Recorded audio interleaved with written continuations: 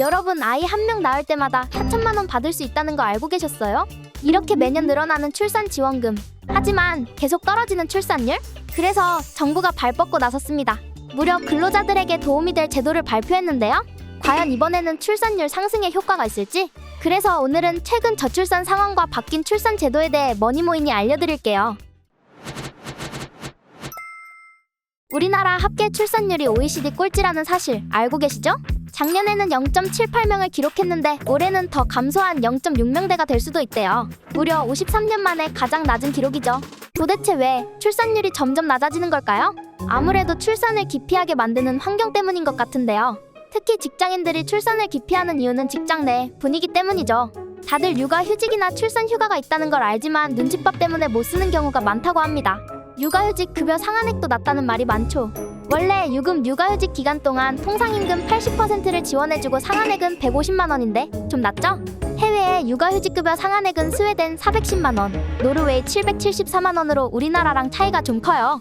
회사에 어린이집을 짓느니 2억 벌금이 싸다. 최근 무신사 임원이 한 말인데요.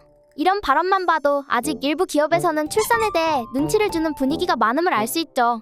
상시 여성 근로자가 300명 이상이거나 상시 근로자가 500명 이상인 사업장은 직장 내 어린이집 설치가 의무인데 무신사처럼 지키지 않은 회사가 많았어요. 반면 현대차처럼 저출산 문제를 해결하기 위해 노력하는 기업도 있어요.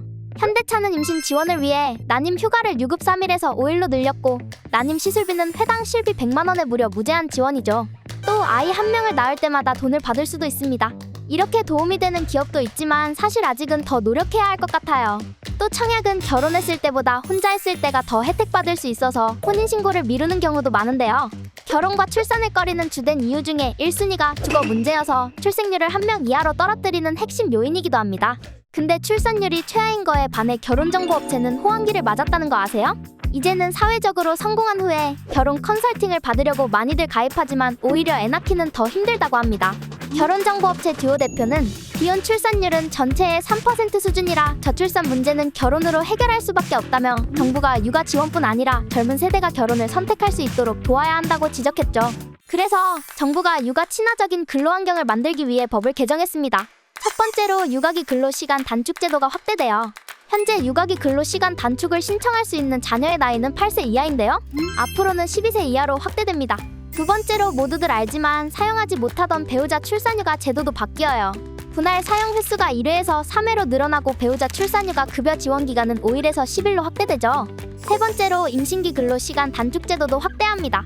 임산부, 태아의 건강을 보호하기 위해 1일 2시간 근로시간 단축을 하고 있는데 현재 임신 후 12주 이내 또는 36주 이후에서 앞으로는 임신 후 32주 이후로 바뀐다고 하네요.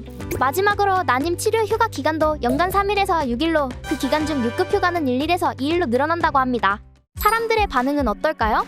나라에서 해주는 지원금이나 정책들이 다자녀 출산에 크게 영향을 미치고 있다고 생각하지 않고 있어요. 라거나 사회적 인식이나 양육 문화의 개선이 가장 필요하지 않나? 라고 말하고 있습니다.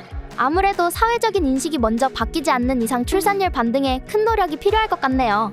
자, 오늘의 머니모이는 여기까지. 출산 장려 제도의 개선도 중요하지만 사회적 분위기와 회사 문화를 먼저 개선해야 하지 않나 하는 생각이 드는데요. 여러분은 바뀐 제도가 저출산 해결에 도움이 될 거라고 생각하시나요? 댓글로 여러분의 의견을 알려주세요.